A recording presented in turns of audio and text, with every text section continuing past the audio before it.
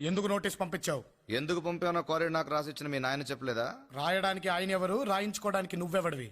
అది నా తాత సొత్తు. తాత సొత్తు మనవడికి మాత్రమే దక్కుతుందని చెప్పలేదా మీ లాయరు?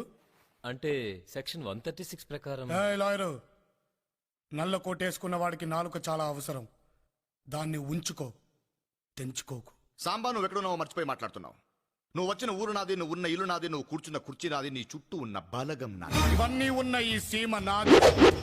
నేను తలుచుకుంటే నీది అనుకుంటున్న నీ ఊళ్ళో, నీ ఇంట్లో, నీ జనం మధ్య నువ్వు కూర్చున్న నీ కుర్చీ కిందే నిన్ను నీ వాళ్ళని కప్పెట్టేస్తా. నోటీసులు గేటెస్లు అంటూ పిచ్చి పిచ్చి వేషాలు లేకుండా బుద్ధిగా బతుకు, లేకపోతే బూడిదైపోతావు. వస్తా. రాయ్ సాంబా, నీ తల తీసి నా ఇంటి గుమ్మానికి కట్టకపోతే నా పేరు పాసు. నా ముందు తొడగొడితే తొడ మెడ రెండూ నరికేస్తా.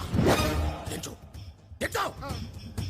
పద్ధతి మార్చుకోమని ఒక్కసారి చెప్పా, రెండోసారి చెప్తున్నా, మూడోసారి చెప్పను, చంపేస్తా.